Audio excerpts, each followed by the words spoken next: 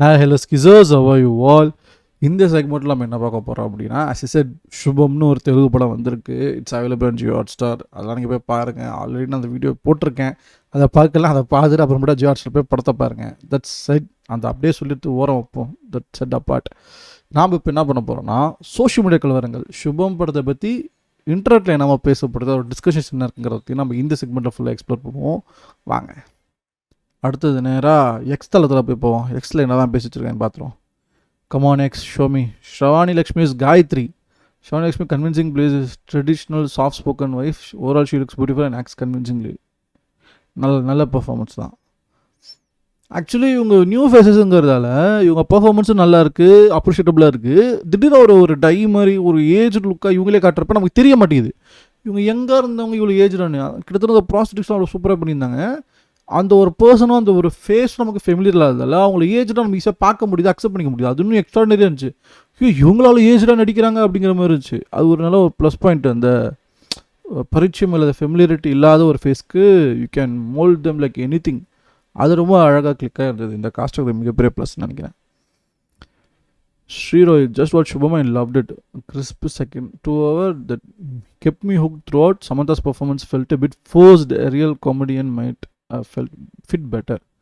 Actually Samantha அவர்களுக்கு இன்னும் பெட்டராக பண்ணியிருக்கலாம். அது இதை எடுத்து எழுதுனதுக்கு இன்னும் கொஞ்சம் பெட்டராக டீட்டெயிலாக எழுதி சூப்பராக பண்ணியிருக்கலாம். அதுதான் என்னோட take.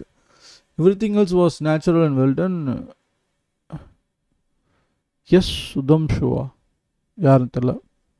Will be waiting for your review. Okay.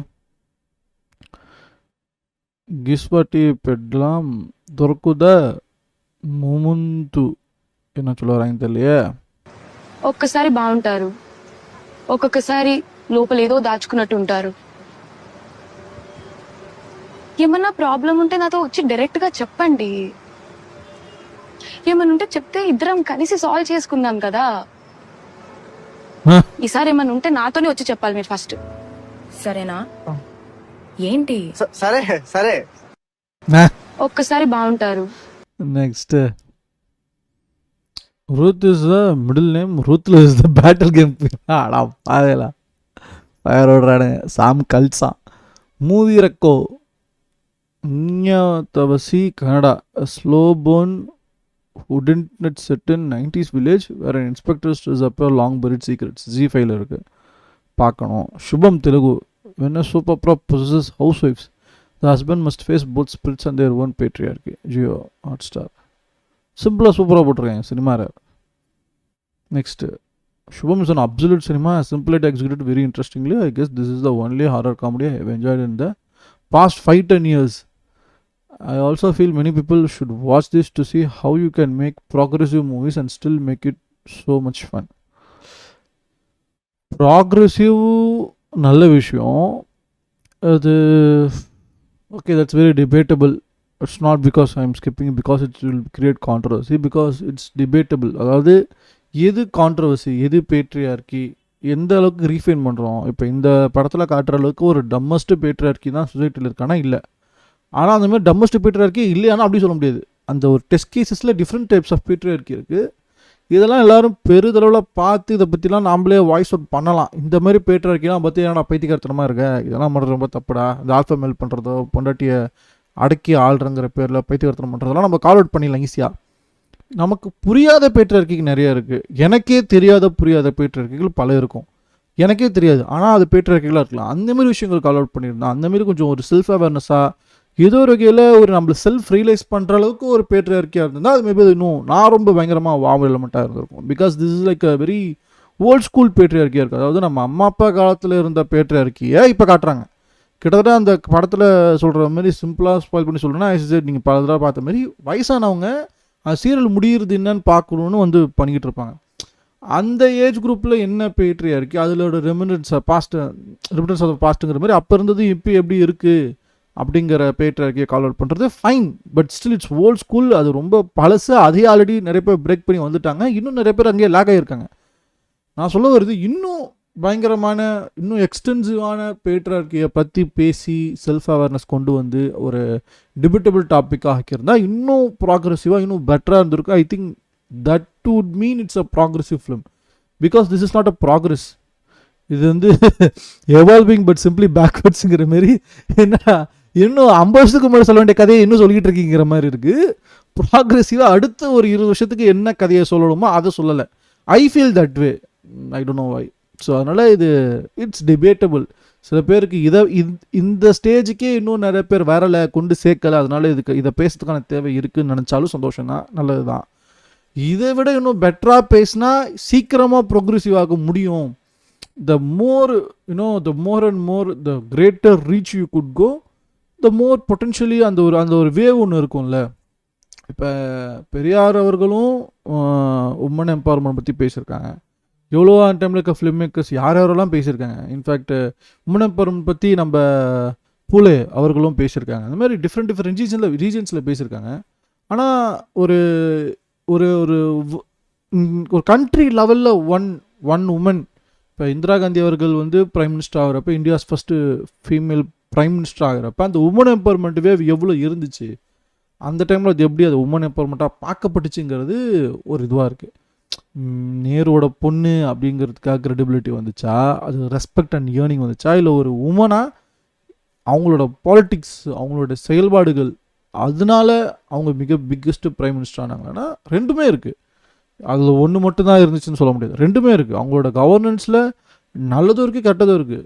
பெஸ்ட்டுனா liberation of Bangladesh, ஃபர்ஸ்ட்டுனா emergency. அந்த மாதிரி அந்த ஒரு பர்சன் எந்த அளவுக்கு போல்டாக டெசிஷன் எடுத்தாங்க. இப்போ இந்த கரண்ட் அஃபேர்ஸில் in times of Pahalgam and retaliation with operation Sindoor, நாம் இப்போ போய் இந்திரா காந்தி அவர்கள் அப்படி பண்ணாங்க.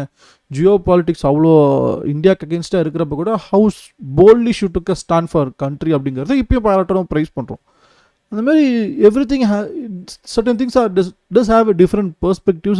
You can take any perspective that works for you.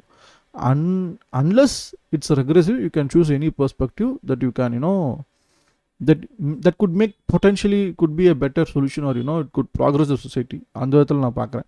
So நான் நினைக்கிறது இன்னும் வைடரான, இன்னும் எக்ஸ்ட்ராடினரியான, தமிழ்நாட்டில் எவ்வளோ உமன் எம்பவர்மெண்ட் பேசினாலும் பெரியார் மாதிரி எஃபெக்டிவாக யாரும் பேசலங்கிறது அந்த கிரெடிட் மொத்தமாக பெரியார் கொடுக்கப்படுது. அந்த மாதிரி இன்னும் ஒரு கிரேட்டர் ரெவல்யூஷனாக, கிரேட்டர் வேவாக, கிரேட்டர் ஐடியாலஜியாக வளர்ந்தால் சந்தோஷம்.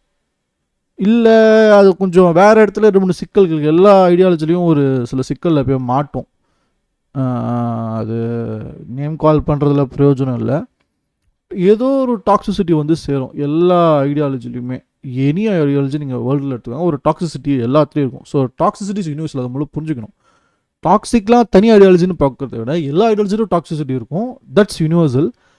அதை கர்வ் பண்ணி, அதை ஓவர் கம் பண்ணி எப்படி எஃபெக்டிவாக நம்மளோட ஐடியாலஜியோ மக்களையோ திரட்ட முடியும், ஒன்று சேர்க்க முடியுங்கிறத பார்க்குறது தான் பெட்டரான விஷயம். இதெல்லாம் வந்து ஜஸ்ட் ஒரு ஃபிலிம் மேக்கிங் அறினால இது எல்லாமே பண்ண முடியாது.